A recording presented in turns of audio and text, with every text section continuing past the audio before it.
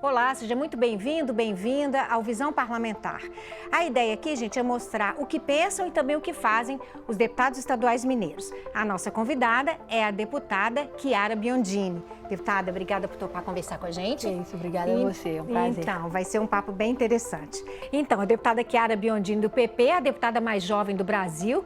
A gente vai pedir ela para fazer uma avaliação dos primeiros anos de mandato, das andanças dela por várias cidades mineiras. A deputada foi votada de norte a sul e também vamos falar de pautas como o tratamento de dependentes químicos. A deputada está na Comissão de Combate ao Uso do Crack e outras drogas, pedágios a preço justo e também de projetos ligados à mulher.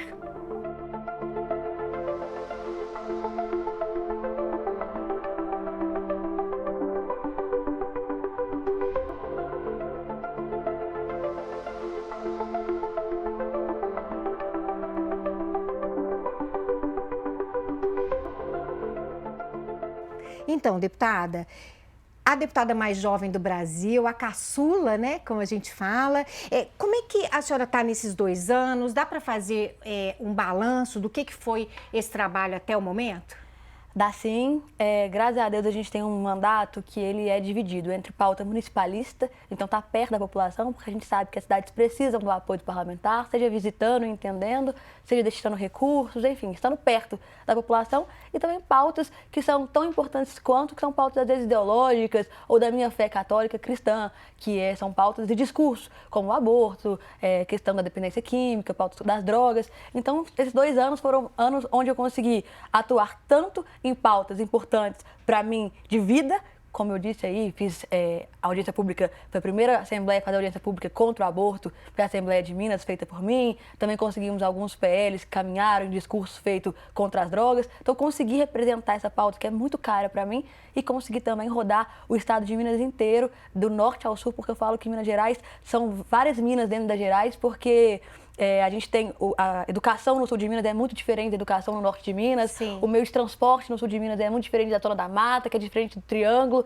do Alto de Jequitinhonha, dos vales. E como eu fui votada em mais de 700 municípios, eu preciso representar a todos, né? Então a gente roda realmente o estado inteiro para que a gente saiba as demandas reais de cada área do nosso estado, para a gente atuar, destinar recursos de forma correta e certa para atender às demandas do nosso povo. Então, acho que foram 2 anos que a gente conseguiu representar quem confiou o voto na gente, que a gente conseguiu representar aí as cidades, os municípios. Acho que a gente tem um balanço muito bom aí no meio do mandato, aí, com 2 anos de atuação. Que ótimo. Não é o normal, assim, o deputado ser votado, né, em tantas cidades. E a senhora conseguiu esse êxito de ser votada de norte a sul. Então, assim, é preciso que o parlamentar faça esse trabalho, né? A gente acompanha todos os deputados fazendo isso, ir ao interior, conversar, ver o que realmente os prefeitos estão precisando, né? E a senhora se considera uma deputada municipalista que acha que na prefeitura, na cidade é que tem que estar o maior esforço para o bem-estar do cidadão? Então, como você falou, a gente tem um estado que tem o maior número de municípios, 853.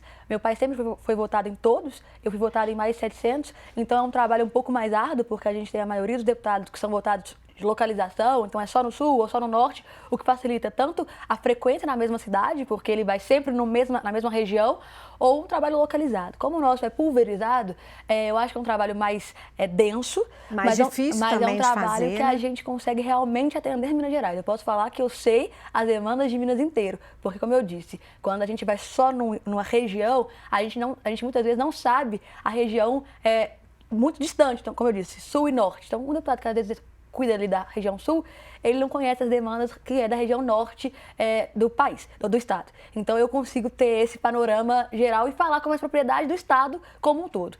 E eu sou uma deputada municipalista, acho que a gente tem que estar perto da cidade, dos prefeitos, vereadores e da população como um todo. Eu acho que não precisamos sempre dos prefeitos para fazer essa ponte entre o morador ali de Nanuque comigo. Eu acho que o morador pode ter esse contato direto, eu faço questão de estar sempre perto, a gente faz gabinetes itinerantes, mas acho também que a gente tem que ter uma representatividade em valores. Então, tá aqui entendendo quais são as projetos de leis que estão sendo votados, porque isso é muito sério, tanto quanto uma emenda. Para mim não adianta eu ter uma cidade toda com asfalto, com saúde de qualidade, com educação, e a gente ter andando aí no nosso país projetos como liberação do aborto ou liberação das drogas. Então, acho que as duas pautas são muito importantes e por isso eu tento, durante a semana, estar aqui na Assembleia muito focada em pautas que são, para mim, pautas de vida, de valores, e no final de semana estar bem focada aí em cuidar das cidades do interior. A senhora está falando do trabalho do parlamentar mesmo. A deputada é muito ligada, ela e o pai dela, Eros Biondini, ligados à questão do tratamento de pessoas com dependência química. Inclusive, é importante a gente ressaltar, você pode confirmar que parece que nos gabinetes vocês empregam pessoas que já passaram por isso, que já foram dependentes químicos e hoje estão levando uma vida normal. E a deputada também faz parte da comissão de combate ao uso do crack e outras drogas aqui na Assembleia. Deputada, a questão das drogas e do tratamento dos dependentes químicos passa por onde? Quais são os gargalos hoje para a gente conseguir atender essa população? Então, para mim é a pauta mais cara do nosso mandato, porque a gente vê na pele famílias recuperadas. Desde que eu tenho 4 anos, meu pai está na política, então desde que eu tenho 4 anos que eu escuto mães de família ou até o próprio ex-dependente químico que fala para mim, se não fosse o trabalho político do seu pai, eu não estava vivo. Se não fosse o trabalho político do seu pai, o meu filho não estava vivo. Porque eu morava na rua, e etc. São vários casos que a gente tem, e eu vou até dar um testemunho aqui, e a gente, então, eu acompanho isso desde sempre nas 3 esferas, que é a prevenção, a recuperação e a ressocialização, porque é o mais difícil, a ressocialização. As pessoas às vezes têm preconceito, não querem, e nós temos que ser os primeiros a darmos exemplos. Então, por isso que nos 3 gabinetes, o meu, do meu pai, do nosso vereador Cláudio aqui de Belo Horizonte, nós temos assessores ex-dependentes químicos, nós temos vereadores, então Pará de Minas, o nosso vereador Juninho, ele foi dependente químico, hoje é nosso vereador e faz um trabalho assim maravilhoso. E com todo respeito, mas o maior problema e gargalo que a gente tem nessa pauta é a esquerda. Porque a esquerda, e aí eu tenho total tranquilidade e domínio do assunto para a gente poder discutir, porque eu queria saber quantas pessoas podem olhar para uma deputada que acha que a gente tem que liberar as drogas e falar com ela isso. Graças ao seu trabalho eu estou viva, graças ao trabalho minha filha está viva, porque as drogas ela mata. As drogas a gente tem que cuidar com carinho, com amor, porque as pessoas às vezes não estão nem em condição de falar, de dar uma resposta, porque elas estão em outro, né, elas estão com uso de drogas, então elas não estão na consciência de entender o que está acontecendo. Então, a gente tem realmente, eu consigo encher auditórios e auditórios de pessoas que foram recuperadas e que hoje têm uma vida normal, graças realmente ao nosso trabalho. Vou dar um exemplo da Patrícia Magalhães, que chegou a ser subsecretária de Política sobre Drogas do Estado de Minas Gerais. Ela morava na rua, ela era uma de classe média, uma família de classe média de Belo Horizonte, tinha 3 filhos, começou a mexer com usar drogas, chegou a morar na rua, perdeu a guarda dos 3 filhos, estava magra, assim, sem peso nenhum. A mãe dela entregou para o meu pai e ela falou assim, só para ela morrer com dignidade. Ela foi para uma clínica de recuperação, uma comunidade terapêutica, tratada com amor e carinho, recuperou a guarda dos filhos, casou novamente e trabalhou com a gente, chegou a ser subsecretária de Política sobre Drogas. Então ela é um exemplo de tantos outros que a gente teria para falar de vidas restauradas quando a gente olha com carinho para aquele cidadão. A gente não faz uma invisibilidade social, trata aquela pessoa como se ela não fosse pessoa ou como se ela não merecesse cuidado. Não, a gente trata ela como alguém que merece todo o carinho e voltar para ter uma vida digna junto conosco. Pois é, a gente tem a questão das comunidades terapêuticas que são muito importantes para a recuperação dessas pessoas. Quais os problemas hoje das comunidades terapêuticas? A gente tem a deputada Marli também, Ribeiro, muito atuante nessa área. Qual que é o gargalo hoje das comunidades? Então, a comunidade terapêutica, a maioria das pessoas que elas vão ser recuperadas, elas não têm condição. São pessoas que são moradores de rua, a família já abandonou, então elas não conseguem manter 9 meses de tratamento, que normalmente é o que a comunidade terapêutica pede e fala que é um tratamento eficaz, 9 meses. Então a pessoa ela fica ali morando, tem todo o custo de remédio, de médico, de roupa, de alimentação, todo o custo que uma pessoa tem para se manter viva por 9 meses. E alguém tem que manter essa pessoa. Ela, muitas vezes, foi abandonada pela família, não tem trabalho, então ela não consegue se sustentar. E a comunidade terapêutica precisa de algum recurso para mantê-la. Então, a gente tem muitas comunidades terapêuticas, muitas pessoas. Infelizmente, essa política de incentivar o uso das drogas está fazendo com uma crescente de pessoas no uso de drogas. E isso eu não preciso falar, é só andar pelas ruas do nosso estado, do nosso país, que a gente consegue ver a olho nu que temos pessoas aí, que o número de moradores de rua e pessoas no uso de drogas está crescendo.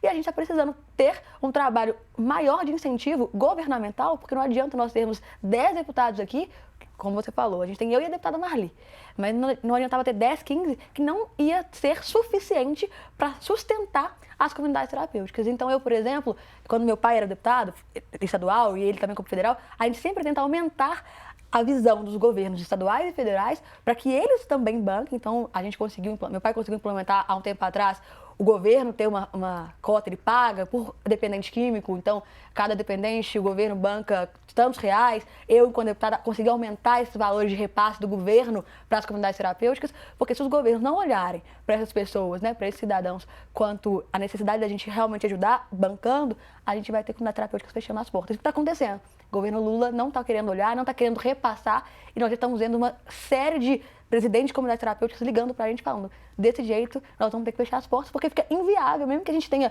empresários, deputados, a gente não consegue sustentar uma comunidade terapêutica como a gente sustenta hoje. A questão do fortalecimento das políticas públicas e um fortalecimento de um Estado que dê mais importância a esse assunto, eu queria falar sobre um movimento que foi feito aqui na Assembleia em relação à subsecretaria antidrogas, que havia possibilidade dela virar uma superintendência, o que diminuiria, aí, na opinião dos parlamentares, a força em relação ao combate ao uso de drogas. Isso foi um trabalho da senhora também, né? Exatamente. Assim que a gente recebeu essa informação no início do nosso mandato, foi algo que eu falei que não tinha quem conversasse comigo e mudasse a minha opinião. Porque, como eu disse, eu vim de uma família, de um deputado que acompanha isso desde que eu sou criança, então eu sei da importância. Meu pai chegou a ser secretário de esportes e política sobre drogas, então já foi uma secretaria na época de governo Anastasia.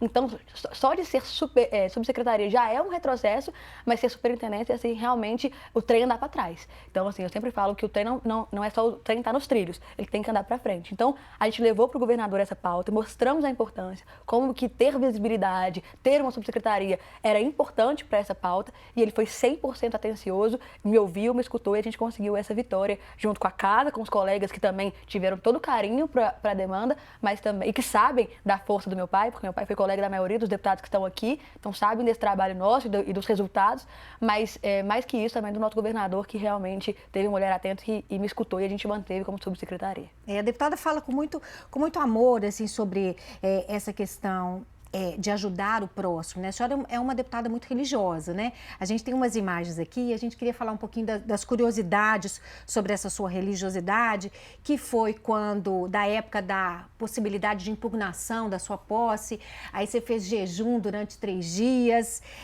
também quando foi da possibilidade de escolher ser deputado ou não, você chegou a enterrar uma medalhinha de Nossa Senhora.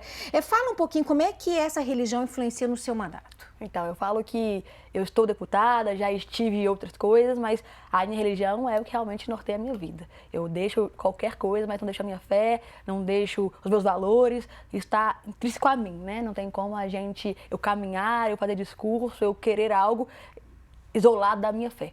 Então, desde que eu sou muito nova, eu acompanho, é uma decisão da minha família, obviamente, mas que desde muito nova, uma decisão minha de caminhar, e é o que me mantém de pé. Não tenha uma decisão que eu faço, das menores ou maiores, que eu não coloco nas mãos de Deus de fato, e se for da vontade dele, que eu vá, se não for também, que eu não vá, porque eu quero fazer o que for da vontade dele, porque a gente pode perder tudo, ao meu ver, menos o céu. Então, a gente tem que seguir realmente os caminhos que ele quer para a nossa vida. Então, sou católica, venho de uma família católica, e como você disse, deu 2 exemplos aí muito bons. Quando eu vim ser candidata, meu pai me chamou, o meu irmão não quis ser. Eu falei, pai, eu vou, quero muito, me sinto muito lisonjeada e honrada por ser deputada, mas eu quero ver se também é vontade de Deus, se é a minha vocação, a minha missão. Então, eu coloquei a medalhinha Nossa Senhora das Graças aqui, porque se fosse vontade, ela intercederia por mim, e também pedi para Deus confirmar de diversas formas, e ele foi confirmando, assim, de vários testemunhos que era realmente meu chamado.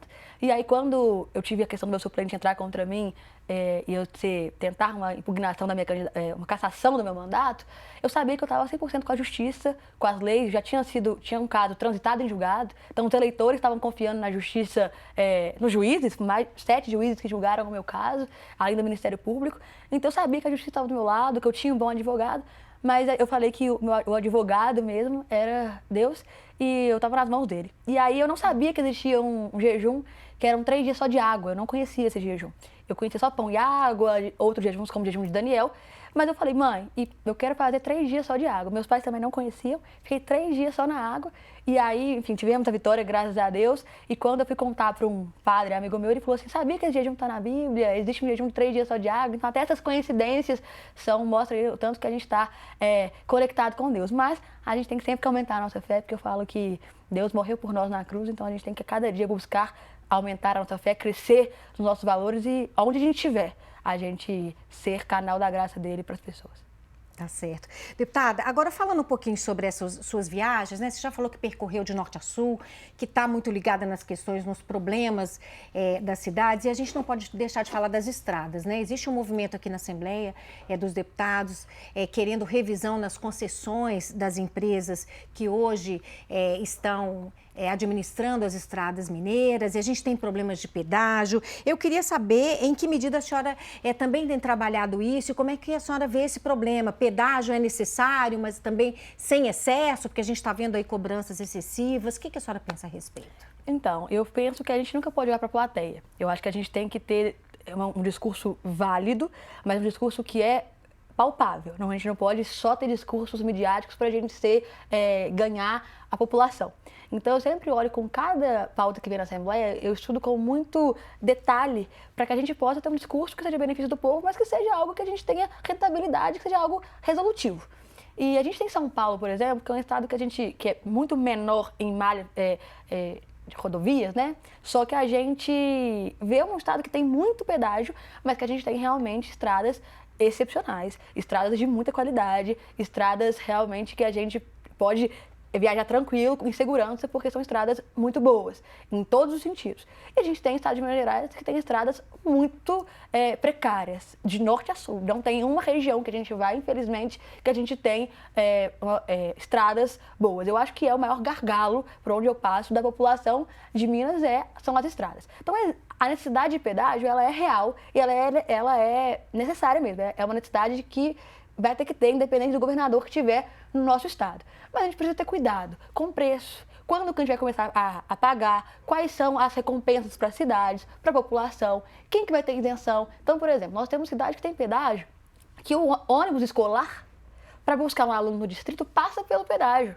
que uma ambulância passa pelo pedágio, um trabalhador dentro de uma própria cidade. Então, acho que toda vez que a gente vai fazer um pedágio, principalmente onde ele corta ou um município ou uma metropolitana, como é o caso agora do pedágio aqui na região metropolitana de Belo Horizonte, nós temos que fazer um estudo muito trabalhado entre os técnicos e a população, então fazer audiências públicas para ouvir a população, ouvir os prefeitos, ouvir o secretário, ouvir todo mundo, para a gente entender qual que é a melhor forma de resolver o problema. É com pedágio, não é com pedágio, qual que é o custo, quem vai ter isenção de pedágio, para a gente realmente não colocar um pedágio ali e começar a prejudicar uma criança de pré-escola, porque a criança não vai ter mais ônibus escolar, o escolar não vai querer passar na casa dela, porque não vai querer pagar um pedágio caro, ou a mãe não vai conseguir levar, e daqui a pouco nós temos evasão escolar, por exemplo, ou uma pessoa que tem que fazer mora em Lagoa Santa, faz um tratamento de saúde em Belo Horizonte, e também não vai conseguir vir. Então, nós temos que estudar uma análise como um todo e, para mim, sempre o mais essencial é escutar a população. Quem vai passar ali, quem vai usar daquele pedágio, daquelas estradas, quais são os problemas da estrada, o que precisa resolver e o que a população acha, qual que é o mais justo a se fazer. Quando começar a cobrar, para cobrar, o que vai ter de isenção. Sim. E, obviamente, também a parte técnica para a gente saber uma coisa executada. Então, acho que tem que ter pedágio, mas com cuidado aí na cobrança e nos malefícios e benefícios. Ok, só para contextualizar, a deputada estava falando da possibilidade de cobrança de pedágios no vetor norte aqui da capital, e hoje aqui na Assembleia a gente tem 7 projetos de lei e uma proposta de emenda à Constituição exatamente tentando regularizar essa questão dos pedágios, proibindo pedágios nas regiões metropolitanas. Então, só para contextualizar, é um assunto importante, é um assunto que interessa, todo mundo está à frente aí disso aí. Deputada, agora, em relação à pauta das mulheres, né? A gente tem hoje na Assembleia 15 deputadas, né? A Assembleia nunca teve tantas mulheres, né? Em que pese o número ainda ser pequeno. São mulheres com pautas ideológicas diferentes, né? Mas que, contudo, têm trabalhado, na opinião da senhora, para o bem-estar das mulheres. Como é que a senhora faz essa avaliação? Então, eu já tive várias opiniões sobre a bancada feminina. Como você bem disse, a gente ainda é minoria perante ao número de deputados mineiros. Nós precisamos levantar essa pauta. Eu nunca fui da linha de que tem que votar porque é mulher. Para mim tem que votar porque a pessoa tem bons trabalhos, te representa, independente se é homem ou mulher. Eu acho que a mulher é muito diferente do homem.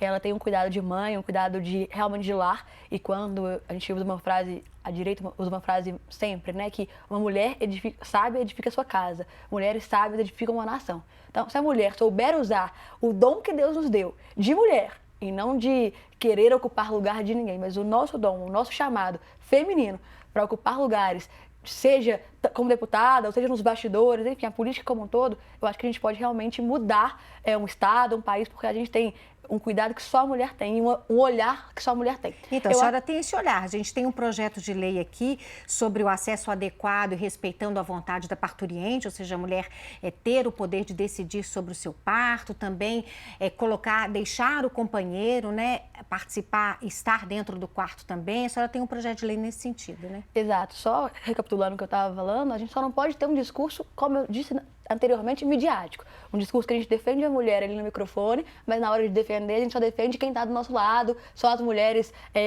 que têm a mesma ideologia que a gente. Se a gente vai defender a causa da mulher, para mim tem que ser suprapartidária. E é o que eu brigo aqui nos bastidores o tempo inteiro, que a gente tem que ser suprapartidário. Há umas 2 semanas atrás eu estava discursando no plenário, na minha vez de fala, e tinha um deputado berrando comigo no plenário, e eu não vi nenhuma mulher, por exemplo, subir na tribuna para me defender, enquanto um parlamentar, no meu horário de fala, gritava comigo e fazia um desacato à autoridade e à minha fala feminina. Até um deputado amigo meu falou, será que se fosse um homem ele teria gritado? Mas é a hora que as mulheres têm que mostrar que a nossa pauta não é de lado, e sim da pauta feminina. E tem hora que eu acho que a gente peca um pouco nisso. Então é o que eu tento lutar, para que a gente realmente defenda as mulheres no seu todo, e não só aquelas que comungam dos nossos valores.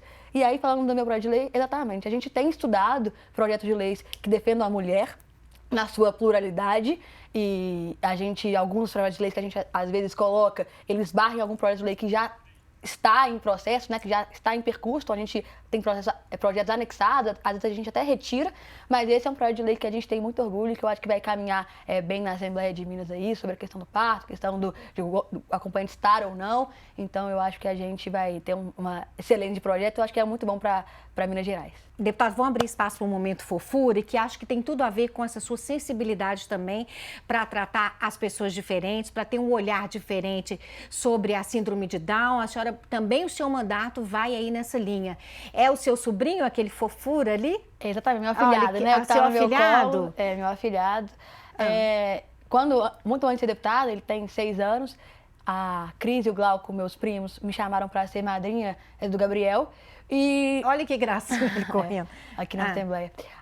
Eu acompanhando desde perto as necessidades de uma criança atípica, em especial a síndrome de Down, que eu tenho mais domínio do assunto, que eu tenho na minha casa. Quantidade de vezes que a gente tem que ir no hospital, por exemplo, custos que a gente tem no dia a dia, como fonoaudióloga, OTO, psicólogo, para que a gente tenha a maior inclusão para a criança, ou para o adulto que tem síndrome de Down, ou para os familiares. Então, eu sei de perto quais as demandas e os custos que a gente tem por ter uma criança atípica dentro de casa, né? E aí eu tento fazer também, representá-los aqui, fazer projetos de políticas públicas para que a gente possa ter eles bem representados em todos os âmbitos e mostrar que eles têm competências, assim, que às vezes muita gente não acredita. Então, meu pai, muitas vezes que ele vai cantar, a gente tem o Gabriel também, que é um menino com 20 anos que tem síndrome de Down, que ele faz libras. Então a gente sempre chama ele para ele representar em libras as músicas do meu pai. Então a gente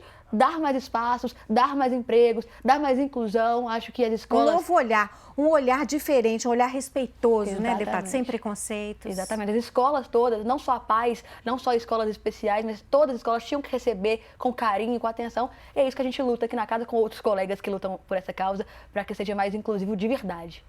Então vamos falar um pouquinho da sua família, deputada? Já falamos aí do seu afilhado. O seu irmão, ele tem um papel muito importante no seu mandato, um papel de apoio também. A senhora procura por ele para pedir opinião, também para um direcionamento? Meu irmão, eu sempre falei desde o início que é meu trunfo. Só eu tenho. Isso foi no casamento dele? Foi no casamento dele. Ele é advogado, super inteligente, super estudioso, tem um olhar humano até maior que o meu. Então, não tem nada que eu faça aqui na casa, desde discurso, desde votação, desde projeto de lei e etc., que eu não peço a opinião dele. Ele vem frequentemente aqui. Claro, tem um trabalho dele que não permite que ele venha sempre, mas sempre que ele pode, ele está aqui comigo, me ajudando, sendo tanto o meu apoio emocional para situações difíceis que aconteceram comigo na Assembleia ou na minha vida política, quanto para a minha parte de inteligência e de posturas. Então, não tem nada que eu faça na Assembleia, que eu tenha feito ao longo desse mandato, que não tenha a digital do meu irmão incluída. Ele é realmente a minha inspiração, e não só no mandato. Acho que a Kiara, o que ela é hoje, de fé, de caráter, de pessoa, de trabalho, de educação, tem a digital do meu irmão. Então, ter a minha família comigo, e não só meu irmão, minha mãe, meu pai, a gente é muito próximo lá em casa, é o que faz a gente ser diferentes aonde a gente passa aí e deixa a nossa digital, e como meu pai sempre fala, marcas de amor por onde a gente passar. É isso que a gente tenta fazer, e meu irmão tem o dedo dele na minha vida. Então vamos mostrar outra figura muito importante na sua vida, que é o seu pai, deputado federal Eros Biondini, já foi deputado estadual, esteve aqui com a gente durante um tempo. Ele foi o grande responsável assim pelo seu interesse na política? Exatamente, ele é a minha inspiração da política. Como eu disse, desde 4 anos, que por onde eu passo, eu escuto várias pessoas falando que ele, graças a ele, ao trabalho dele, que a pessoa está viva, seja porque não abortou, seja porque recuperamos das drogas. Então, ver o trabalho dele fez com que eu entendesse que a gente precisava de mais políticos como ele no Brasil. Se a gente tivesse, com todo respeito aos demais, mais Eros Biondini nas políticas, em cargos políticos, realmente a política e o nosso país estaria muito diferente. Então, e a mãe também tem ver o trabalho dele fez com que eu caminhasse por esse caminho e ter uma atuação boa na política. A minha mãe é, para mim, como Nossa Senhora. Eu acabei de homenageá-la no Dia das Mulheres. Ela é aquela que às vezes está mais nos bastidores, aparece menos, é mais discreta, mas ela é nossa âncora. Ela é aquela serena, é aquela que vê de fora, é aquela que nos norteia. Então, a minha mãe é com quem eu mais pareço e quem busco parecer, mas ela é a mais discreta, ela é aquela que tem força, é aquela que um dia meu pai internou. E tem uma foto muito bonita deles, minha mãe ajoelhada, e eu falo que meu pai só sobreviveu porque minha mãe conseguiu respirar por ele mesmo. Então, lá em casa, como eu disse, todo mundo com o seu perfil, personalidade, cada um dando opinião, faz com que a gente seja valorizado em cada área que a gente tiver. Ai, mas é lindo. Deputado, muito obrigada. Obrigada. Por ter compartilhado a sua história, compartilhado seus momentos pessoais também e falado bastante aí do seu mandato, de como que você está trilhando esse caminho da política. Obrigada pela oportunidade. Ter esse momento é muito importante para a gente parlamentar. Obrigada. Então, a gente conversou com a deputada Kiara Biondini, do PP, é a parlamentar mais jovem do Brasil. Ela fez uma avaliação dos primeiros anos de mandato, das andanças por várias cidades mineiras, falamos da importância do tratamento para dependentes químicos, a deputada está na Comissão de Combate ao Uso do Crack e Outras Drogas, de preço justo de pedágio, também falamos de projetos para ela importantes que são de defesa das mulheres. A você de casa, muito obrigada pela sua audiência, até a próxima.